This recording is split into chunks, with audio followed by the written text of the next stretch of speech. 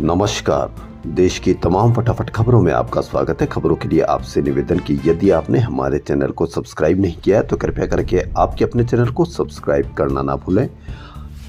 तो बढ़ते हैं आज की बड़ी खबर। आप सब्सक्राइब करते हैं तो हमें सही और सच्ची खबरें आप तक पहुंचाने की हिम्मत होती है, वरना आप मीडिया पर जिस तरह की खबरें देखते हैं आप उससे क्या महंगाई पर काबू पा सकते हैं, क्या आप अपने बच्चों की बेरोजगारी दूर कर सकते हैं, क्या आप उससे स्वास्थ्य सेवा पा सकते हैं या कुछ भी पा सकते हैं, उस पर आप जरूर नजर रखें, ध्यान रखें। तो बढ़ते हैं आज की बड़ी खबर। जी हाँ, जयपुर राजस्थान की एक खबर। अजमेर यानी राजस्थान के अजमेर सिविल न्यायालय ने ख्वाजा मोइनुद्दीन चिश्ती की दरगाह में श्री संकट मोचन महादेव मंदिर होने का दावा सुनवाई के लिए बुधवार को स्वीकार कर लिया।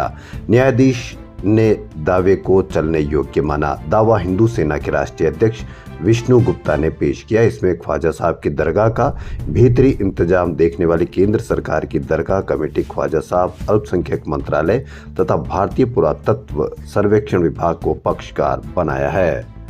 अभी संभल का मामला तो थमा भी नहीं था कि वहां एक और ख्वाजा साहब की दरगाह में शिव मंदिर के दावे की याचिका स्वीकार की गई है। उधर बांग्लादेश में हिंदुओं पर दमन का दूसरा दौर शुरू हो गया। सम्मिलित सनातनी जागरण जोत के प्रवक्ता चिन्मय प्रभु की कोर्ट में पेशी के दौरान भड़की हिंसा में वकील सैफू की मौत के बाद चटगांव में पुलिस ने धरपकड़ अभियान छेड़ा है। बांग्लादेश की बड़ी खबर दैनिक भास्कर की। बांग्लादेश में हिंदुओं में दहशत, हत्या और हिंसा भड़काने में 30 गिरफ्तार, इस्कॉन पर बैन लगेगा। चटगांव के हिंदू बहुल इलाके में रहने वाले विष्णु ने फोन पर बताया कि मंगलवार रात से ही पुलिस छापे मार रही है। पुलिस के साथ कट्टरपंथी संगठनों के युवा भी हैं। ये लोग घरों को चिन्हित कर पुलिस को बता रहे हैं कि कहां छापे मारने हैं। विष्णु का कहना है कि हसीना सरकार के गिरने के बाद इन कट्टरपंथियों के निशाने पर अवामी लीग के लोग थे। अब जबकि नई सरकार ने हसीना की अवामी लीग को खत्म कर दिया तो ये कट्टरपंथी हिंदुओं को निशाना बना रहे हैं।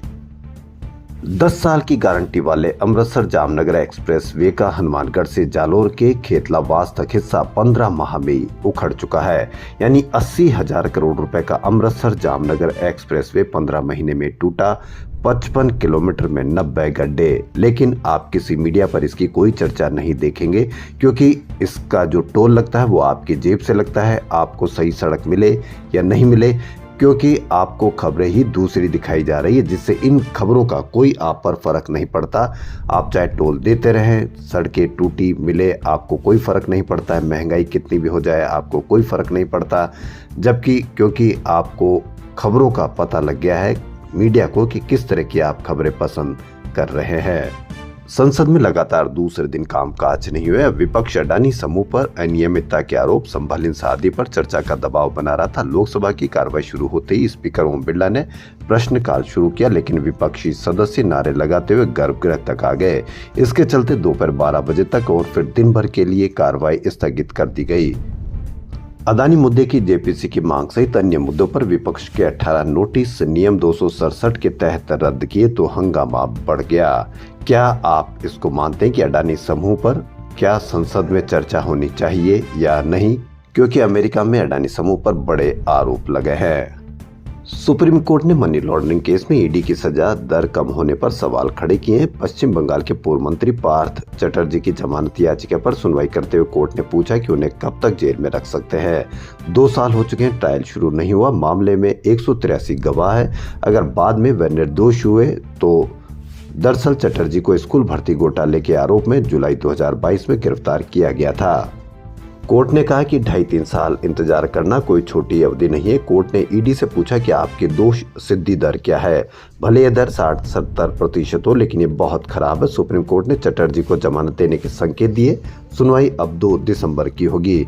वहीं एनडीटीवी केस में भी कोई आपराधिक साजिश नहीं मिली। अब इसका कौन खामियाजा भुगतेगा? दिल्ली के कोर्ट ने एनडीटीवी मामले में सीबीआई की क्लोजर रिपोर्ट स्वीकार करते हुए केस बंद कर दिया। इस मामले में एनडीटीवी के पूर्व प्रमोटर प्रणव राय और राधिका राय के खिलाफ आईसीआईसीआई बैंक को 48 करोड़ रुपए से अधिक का नुकसान पहुंचाने का आरोप था। सीबीआई ने क्लोजर रिपोर्ट में कहा कि 2017 के इस मामले में कोई आपराधिक साजिश, किसी लोक सेवक द्वारा कोई भगत या आधिकारिक पद के दुरुपयोग का सबूत नहीं मिले हैं।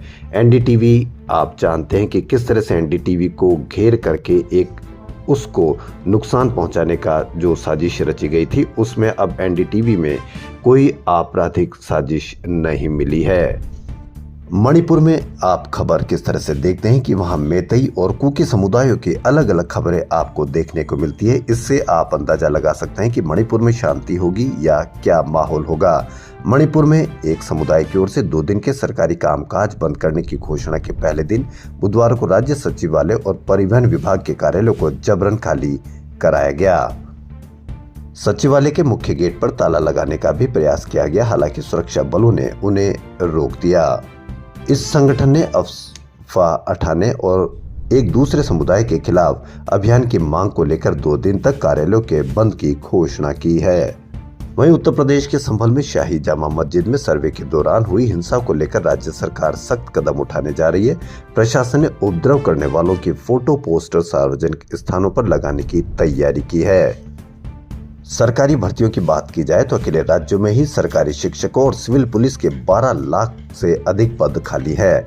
संसद में शिक्षा मंत्रालय ने बताया था कि देश के सरकारी स्कूलों में प्राइमरी और सेकेंडरी लेवल पर 8 लाख से अधिक पद खाली है। वहीं bureau of police research and development की data on police organisation report के अनुसार देश में सिविल पुलिस के 18 लाख पद हैं। इनमें से 4 लाख से अधिक पद खाली हैं। ये आंकड़े 1 जनवरी 23 तक के हैं। लेकिन आपको मीडिया पर इसकी कोई खबर नहीं मिलेगी कि 13 लाख सरकारी कर्मचारियों के पद खाली होने पर भी बेरोजगारी की दर इतनी अधिक क्यों है और इन पर भर्ती कब शुरू की जाएगी। लेकिन आपको संभल और बांग्लादेश में और कहीं पर भी सर्वे की खबर आपको तुरंत आपके मीडिया पर इस तरह से दिखाई जाती है कि सबसे बड़ी समस्या आपके लिए वो है। 7 अक्टूबर 2023 को इजराइल पर आतंकी हमले के चलते पूरे पश्चिमी एशिया में अराजकता फैलाने के करीब 14 महीने के बाद हमास ने ऐलान किया है कि वह भी हिजबुल्लाह की तरह संघर्ष विराम के लिए तैयार है। अमेरिका फ्रांस की मध्यस्थता के बाद लेबनान और इजराइल सरकार बुधवार को संघर्ष विराम के लिए तैयार हो गए। यह बहुत बड़ी राहत की खबर है। करीब 70 दिन पहले सितंबर में पेजर और वॉकी टॉकी में धमाकों के बाद इजरायली सेना लगातार लेबनान में हिजबुल्लाह के ठिकानों पर हमले कर रही थी। इजरायली हमलों में हिजबुल्लाह प्रमुख हसन नसरुल्लाह और 3,823 लेबनानी नागरिक मारे गए और 15,859 लोग घायल हुए। हमास ने कहा कि वह सीज फायर वार्ता के लिए तैयार है। हमास के वरिष्ठ अधिकारी ने बताया कि हमने मिस्र, कतर और तुर्की के मध्यस्थों को सूचित कर दिया है कि हमास युद्ध विराम समझौते और कैदियों की अदला बदली के लिए गंभीर समझौते के लिए तैयार है। खबरों फिलहाल इतना ही। यदि आपको हमारा चैनल पसंद आए तो लाइक, सब्सक्राइब और शेयर अवश्य करें। धन्यवाद।